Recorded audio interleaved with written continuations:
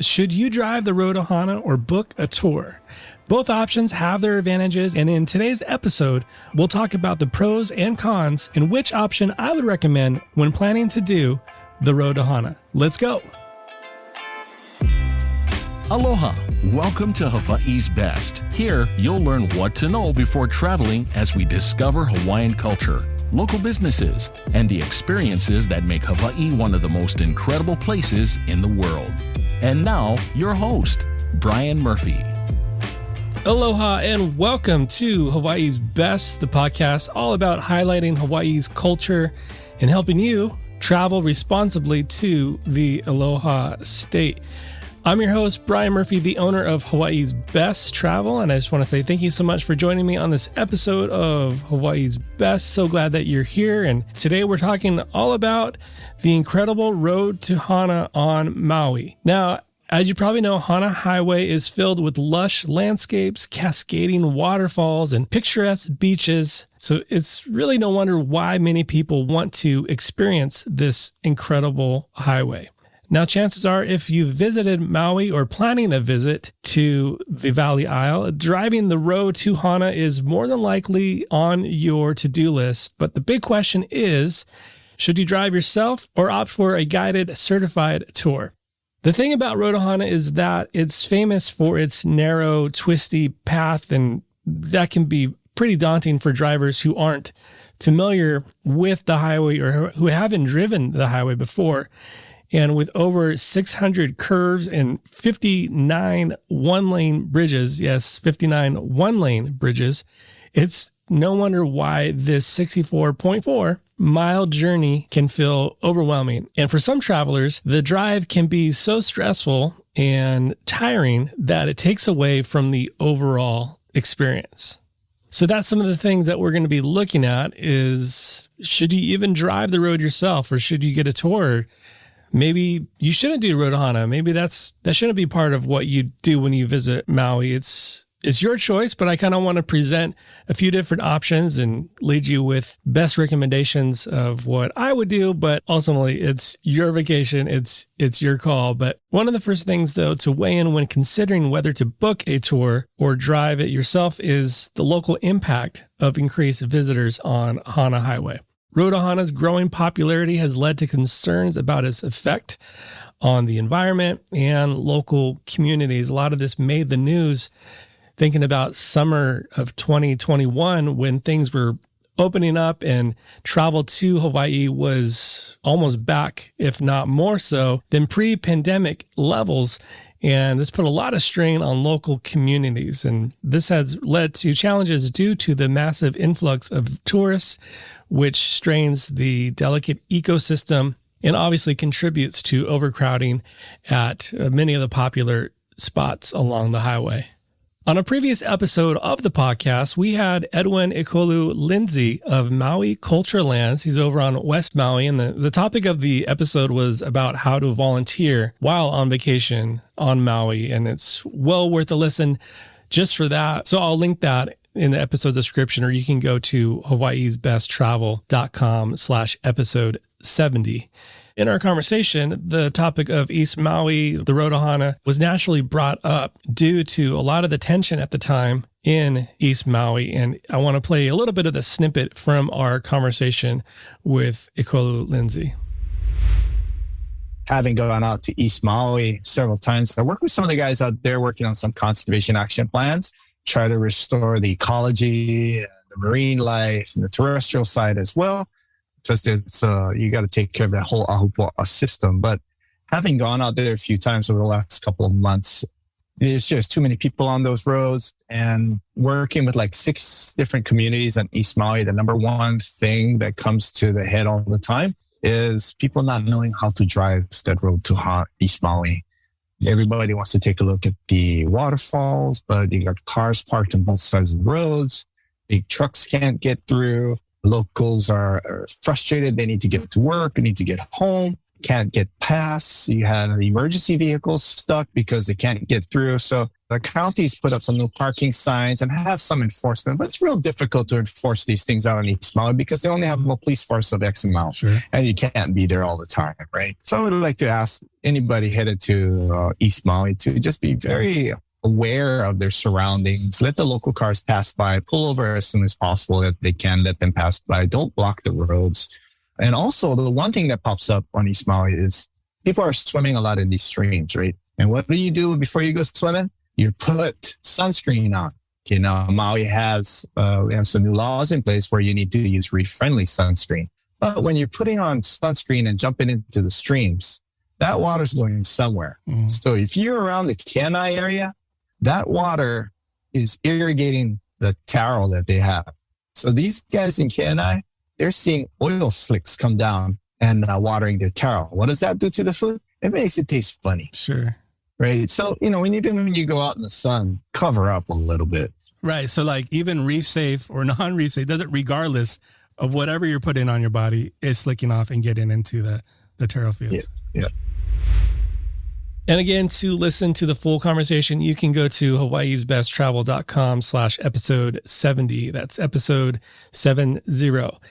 So by being aware of this issue, we can all help to minimize our footprint and show respect for the residents who call this amazing place home. I can't imagine just calling Hana home. And when you're driving the road, it's kind of incredible to think that, but it is a lot of people's homes. It's a unique way of life, obviously, over on East Maui. And it's not all about just the breathtaking views, but it's also about taking care of the land and its people for generations to come. And I could probably assume that you agree with that because you're listening to the podcast and you've probably have maybe followed some of what we've been doing. And we're all about responsible travel to Hawaii and thinking about, you know, if you have kids or your kids, thinking about generations to come to be able to experience this incredible beauty on East Maui. And it's up to us to continue to be stewards of that and take care of that, even if we are a visitor to that place. So this increased amount of traffic congestion has led to obviously parking problems and concerns for the local community. This congestion makes daily life difficult for residents. So in response to that, there's been a push to install no parking signs in areas that are often packed with illegally parked cars. And you'll probably also notice as you're making your way on Hana Highway, you'll come across many handmade signs that are crucial to, you know, specific areas such as no swimming or no trespassing signs. So this is essential to pay attention to and also to respect those signs as well. Now, in response to all of this, a group called Hana Highway Regulation has been formed and is strongly encouraging visitors to choose a certified tour operator as a safer and more responsible alternative than driving the road themselves. And this group was formed in 2016, and their goal is pretty simple. It's to tackle the rising number of illegal tour operators, parking violations, and incidents of trespassing on private property. What's sad is even if you book a tour with someone who is a little bit off the grid or you pick up that guidebook, things change a lot. And for someone to know what is private property and what is not private property and what trailheads are closed and which are accessible, you kind of need that local voice, that local knowledge of someone who knows the road and who knows East Maui. And that's why having a certified tour guide is super important. And in addition to all this, Hana Highway Regulation has helped to create a Road to Hana Code of Conduct and outlining rules for visitors and tour operators to follow. This includes how to properly pull over for local traffic and avoid trespassing on private properties. And a link can be found in the episode description of this as well. Now, the group is pro-tourism, but it advocates for better management systems that consider community perspectives. And it's not all just about visitors being mindful of this. It's also government as well. So advocating for better management and better oversight of East Maui Hana Highway, something that they are strongly advocating for as well. So it's obvious that opting for a certified tour operator has many advantages. So it's definitely worth considering booking a certified tour operator. And when I say certified, you can go to hawaiisbesttravel.com/episode 79, and there's going to be a link to where you can find certified tour operators for East Maui. And a stat that I thought was pretty cool is that each tour can potentially take 5 to 6 cars off the road depending on the number of passengers. So that's a pretty significant impact as far as traffic congestion is concerned. All right, so those are some of the obvious advantages of going with a certified tour operator, but what about the benefits of driving yourself? So some of the perks of taking the wheel yourself are flexibility, customization, privacy, pace, and obviously budget friendly. Now with flexibility, when you drive the Road to Hana yourself, you have complete control over your schedule. You can stop at your own leisure, go to the restroom, take as much time as you want at each location, and even explore some of those off the beaten path spots that a tour might not cover. Obviously, you need to be aware of your surroundings. You need to be aware of, if you're stepping on private property, all those things need to come into consideration too. But also with customization, you can tailor your experience to suit your interests and preferences, whether you're an avid hiker or not, a beach enthusiast, or someone who just wants to hang out and take in all the sights. You can focus on these sites that matter most to you. With privacy, it's pretty obvious. Driving yourself means you can enjoy a more intimate experience with those you're traveling with without sharing the journey with a group of strangers. It's ideal if you're seeking a more personal and private adventure. That's a little bit more my pace.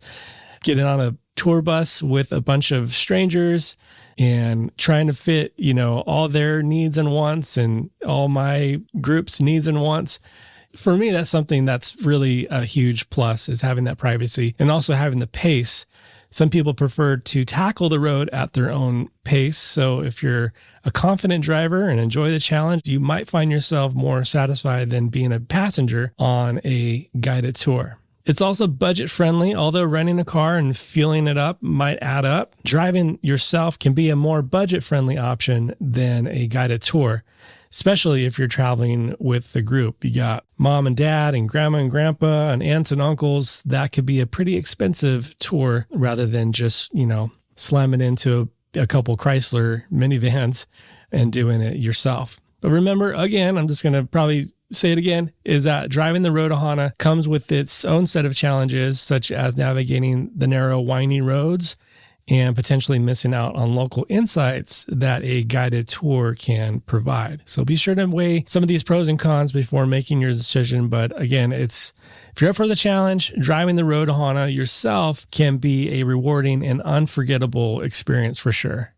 Recently, I did a poll on our social media accounts, on our Instagrams and our Facebook group. Love to have you join us in our Facebook group. But I asked the question, should you drive the Road to Hana or do a tour? And the poll on all platforms were about 70-30, meaning 70% were in favor of driving yourself, to kind of doing the traditional route of doing the Road to Hana and driving it yourself. And then 20% said to book a certified tour. And then the other 10% said, don't do it at all. So I thought that was interesting to kind of share with you some of those stats. And that was pretty across the board what everyone was saying.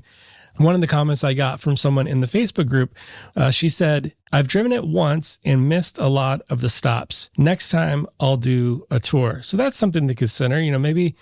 Maybe the other way around. Maybe the first time you do a tour and kind of get a little familiar with the highway and some of the stops. And maybe the next time, if you have the opportunity to visit East Maui, maybe you drive it yourself. But in our time remaining, I just want to kind of give some unique stops along the way. And there's so many guides out there and so many other resources. Really, I wanted to talk about just the pros and cons of booking a tour and doing it yourself. But I also kind of want to leave you with some tips and some stops to consider along the way.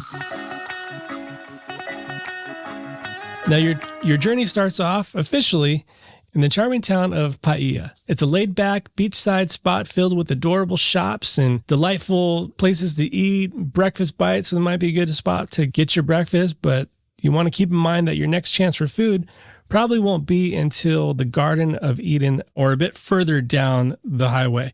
And then next up, we have Ho'okipa Beach, which is a renowned gem along the highway and a paradise for windsurfing and kite surfing enthusiasts. This incredible spot has earned a global reputation as the top destination for these thrilling water sports, thanks to consistently strong winds and impressive waves. Take a moment and stop at this beach. You'll get spectacular views of overlooking the shoreline from the elevated vantage point in the parking lot. Trust me, you won't want to miss this stop at Ho'okipa Beach. Next up is the captivating Kenai Peninsula. Just a little detour off the highway, but you don't want to miss it because not only do you get to see this incredible landscape, but it's also a stop for public restrooms, which are conveniently located near the peninsula, making this a perfect stop to recharge. Now, here is one of the gems of Hana Highway, and as you wave goodbye to the majestic Kenai Peninsula, keep an eye out for Auntie Sandy's Banana Bread, a delightful gem nestled on the left side of the road, famous for this warm, freshly baked loaves. Auntie Sandy's serves up some of the most delicious banana bread you'll ever taste, which is prepared daily with aloha and care. So I can't recommend this stop enough. It's the perfect chance to fuel up if you're feeling a little hungry and you didn't eat enough for breakfast, or the drive is making you hungry. This is a good spot to do that. Plus, with a good stretch of the journey still ahead before reaching the next major food hub, there's no better time to treat yourself to a mouth-watering slice of heaven from Auntie Sandy's. Next up is the incredible Wainapanapa Black Sand Beach, a magical spot along the road to Hana where you get to experience one of Maui's rare black sand beaches. It's formed from hot lava as it met the ocean and shattered. This unique beach stands in stark contrast to its counterparts of the green lushness of East Maui. This spot is also perfect for stretching your legs, getting up, soaking up the sun, or enjoying a leisurely picnic. But please note that reservations are required to visit Wainapanapa State Park. So you can book up to 30 days in advance, but no same-day reservations are allowed. Entry fees are $10 for parking and an additional $5 per person. All right, now I realize that there are tons more spots to make sure you hit along the way, but this is all the time we had for today. And as you can see, when planning your adventure, the choice between driving yourself or on a guided tour is a pivotal decision that'll shape your overall experience. So think about those factors like your driving skills, environmental impact, and benefits of having local expertise when making your decision. As tourism along the Hana Highway increases, it's crucial to act responsibly and respectfully towards the environment and local communities. So by choosing a certified tour operator, you not only contribute to a more sustainable approach to exploring East Maui, but also ensure a safer, more informed, and enriching experience. This is the option that I would highly encourage, is to book a certified tour operator, at least for your first visit to driving Hana Highway. However, whichever option you go for, be prepared to immerse yourself in the amazing sights, hidden gems that make Hana Highway a truly unforgettable adventure. With proper planning and consideration, you'll be able to savor the extraordinary beauty of Road to Hana and create memories that will definitely last a lifetime. And with that, we've reached the end of our journey today. I hope that this discussion has provided you with valuable insights to help you plan your perfect Road to Hana adventure. And remember, it's all about the journey. Take your time, enjoy the sights, and most importantly, have fun. And until next time, be well. Aloha. Thanks again for joining me on this episode of Hawaii's Best. To get all the resources and references from this episode, go to hawaiisbesttravel.com/episode 79. Also, if you have someone you know visiting Maui soon, be sure to share this episode with them. Again, for all the resources from today's episode, go to hawaiisbesttravel.com/episode 79. Aloha.